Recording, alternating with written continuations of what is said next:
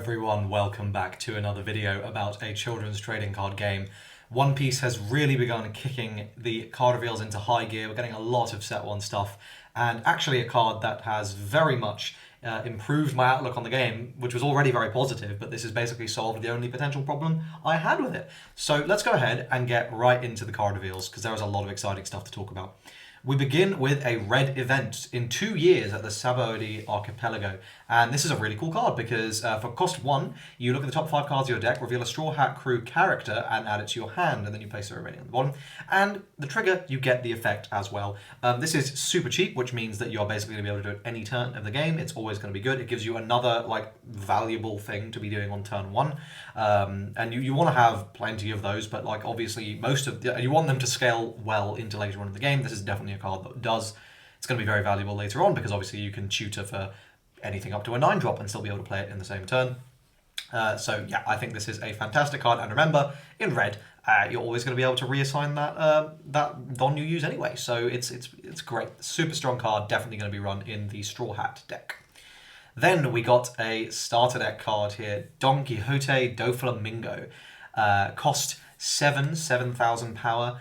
On play, so it's 7 warlords, so Shichibukai and Don Quixote pirates. On play, return a 7 cost or lower character to its owner's hand. Now I think there's an inclination when you see cards that return other cards to hand to think that is significantly weaker than outright destruction. Things to keep in mind are 1, destruction is very typically a fairly generic keyword. When a game comes out, yes, there'll be certain dark types of decks that are better at it, but destruction you can reliably expect to permeate throughout an entire card pool over time. That doesn't happen so much with bouncing, and typically bouncing is very much restricted to a particular deck. As a result, bouncing tends to age better. There tend to be less hard counters for it. That doesn't really affect us now though. The thing that does is understanding that in a game with summoning sickness, bouncing and destroying are, for all intents and purposes, doing the same thing. And as long as your opponent is not gaining a very powerful on-play ability when they play that card, in which case you would obviously never want to target it, then you're basically, it's removal, right? And even better if it doesn't have a shield value they can ditch, right? And I think, you have to bear that in mind when you're understanding, because this is fairly aggressively costed, right? You compare this to King, who is a 6-drop, I believe, but kills 5 drops. This is a 7-drop that kills 7 drops. So they're much more aggressively costed to make up for the fact that it is weaker, but, I think for all intents and purposes, it's about as strong. So, yeah, I think this is a really powerful card. I think, you will probably be splashing this as, a powerful removal tool for kill turns, because, bouncing your opponent's massive blocker is probably going to be quite good. You just bounce a kid and, green is suddenly shitting themselves.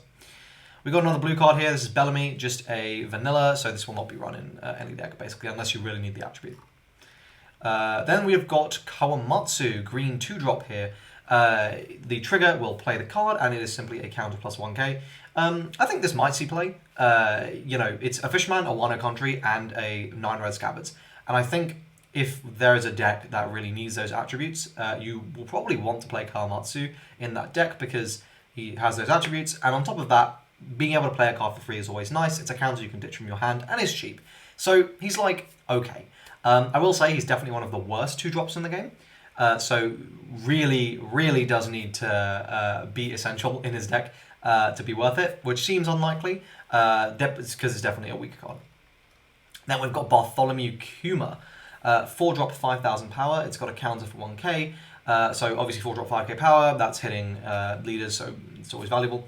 Counter plus 1,000 power, it has blocker, and on KO, play up to 1 cost 4 or lower Pacifista from your hand. So I believe it means the name Pacifista, so it has to be Pacifista specifically. We will need to see exactly what Pacifista is, but a card that replaces itself is always going to be fairly strong. The only worry is, well, you have to draw the Pacifista, have it in your hand. If there's ways to do that consistently, then this card is going to be quite good. But otherwise, it's just a pretty expensive blocker that can hit. But, I mean, on a card with a blocker, you probably don't want to hit it in. You probably don't. So, I don't know. I think this is another okay card. Then we've got another vanilla here in Jean Bart. Vanilla. Okay, next we've got Perona, our 1-drop for blue. Let's put this up. You're getting a spoiler there. I believe me, you're getting a spoiler of that next card, but we'll talk about Perona. 1 drop 2k power, Thriller Bark Pirates. On play, look at the top 5 cards of your deck, rearrange them in any order, then return them to the top or bottom of the deck. So I believe what this means is you can't go like top, bottom, top, top, bottom. You have to look at them and decide either these cards are good enough or I want to leave them on the top of my deck, or these cards are not good enough, so I want to put them to the bottom. And depending on that decision, you then arrange them. And I think that's a very powerful effect. You know, obviously there's going to be times when you're forced to put one like really great card back if the rest of them are just dog shit. But I think like the power of this filtering tool seems really good. And remember, blue has very cheap ways to just bounce shit, like your own stuff. So this is a card that's definitely like spammable. You can dig through your deck. If you really need to hit something, this is definitely like going to be a potential way to do that.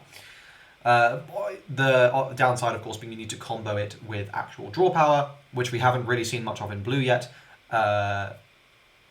So we will need to see, but I think this is a really nice like starting tool, and if nothing, it like unbricks whatever you are going to be drawing, right? You can, at minimum, you're having agency over the next like 5 turns, right, of draws, like you know what you're getting, and that is very powerful. So I'm a big fan of this card. Okay, let's talk about it. New leader, one of the first leaders we got for this main set, Monkey D. Luffy. 5,000 power, 4 life, Supernovas, Straw Hat Crew. Once per turn, you pay 4 dons. Set one of your 5 or lower costed Supernova or Straw Hat Crew characters to active and give that character plus 1,000 power this turn, so very similar to Kid. Obviously, the big deal we care about here, it is green and red. It is 2 colours. So already we're getting multicolored rulers here, multicolored leaders, and my god, I mean, my hype when this was shown was like off the charts. My biggest worry with this game was that you were going to have an issue where everything was very vanilla in terms of deck building for an extended period of time because you could only build within one colour. And I thought the solution to that was going to be they're going to print multicolour cards. Of course, now it becomes very obvious that they can do multicolour leaders and multicolour cards to give you a huge amount of variety there, which I think is super, super exciting. On top of that, let's just talk about this guy in and of himself.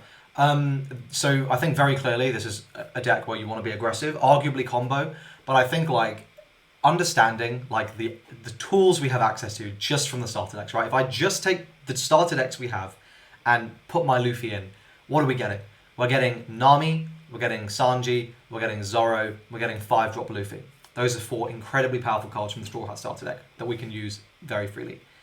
Looking over to the green starter deck, we're getting Kid, we're getting Law, we're getting Hawkins, we're getting X-Drake, we're getting Killer. These are all really good cards as well.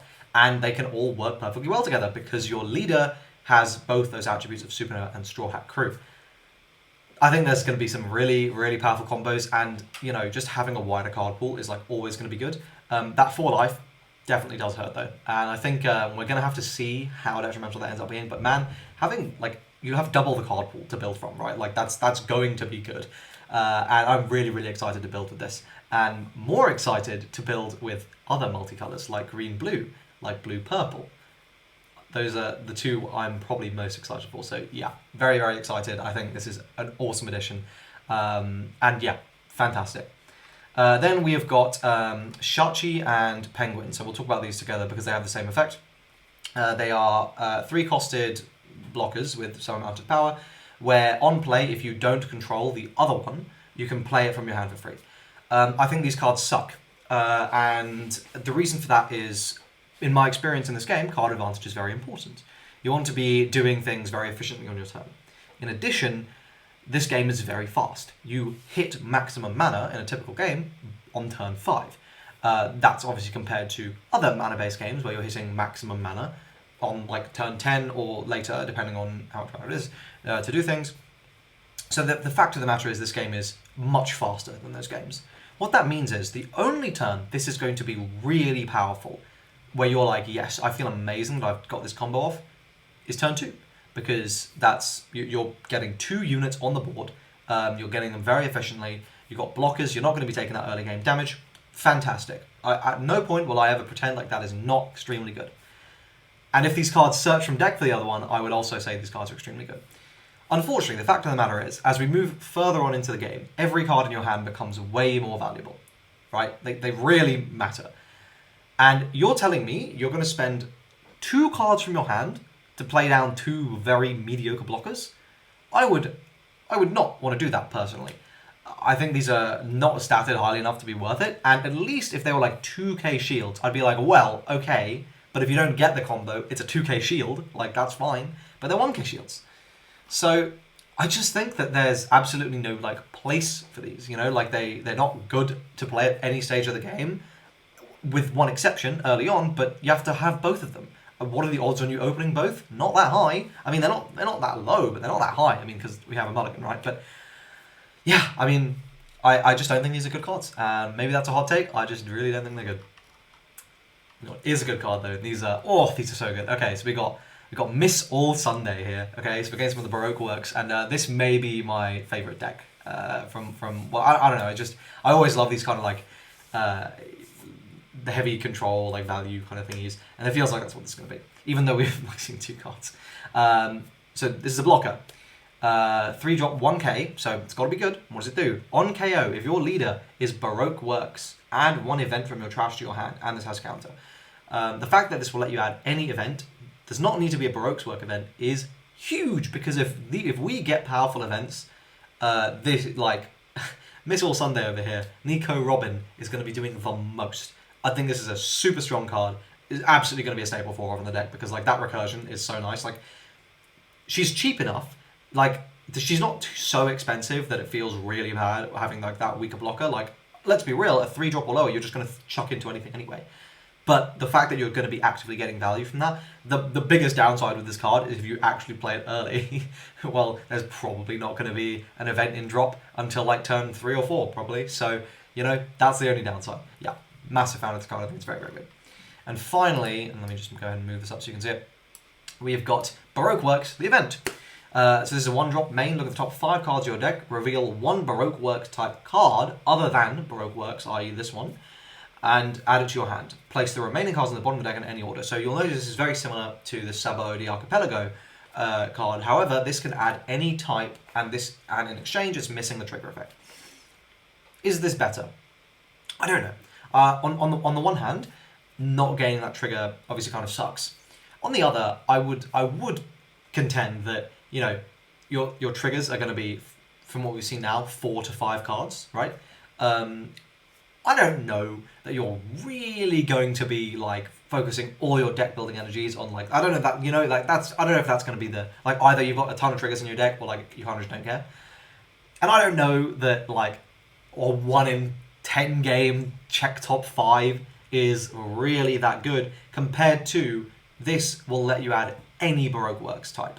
And, you know, if there's events, which there will be, as we can see from here, or stages, this is going to add any card with Baroque Works in the game. That might end up being far more valuable.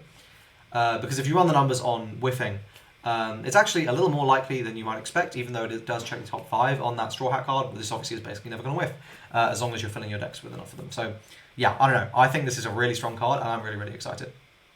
So that's it for this week of One Piece card reveals. Please do subscribe to the channel for these. These will continually come out every week, basically, as I'll just summarize the previous week in card reveals. This week has been awesome. Like, so many really cool cards, and obviously that leader Luffy, hella hype. I'm really, really excited for this game. I cannot wait. I want the rest of the starters now, and I want set 1 yesterday, bro. I need it. I want to play this game. I'm really, really excited. I hope you guys are too. Let me know your thoughts on any of the cards in the comment section down below, or join my Discord server and let me know there. Like the video if you enjoyed it, and I will see you guys in the next video. Cheers.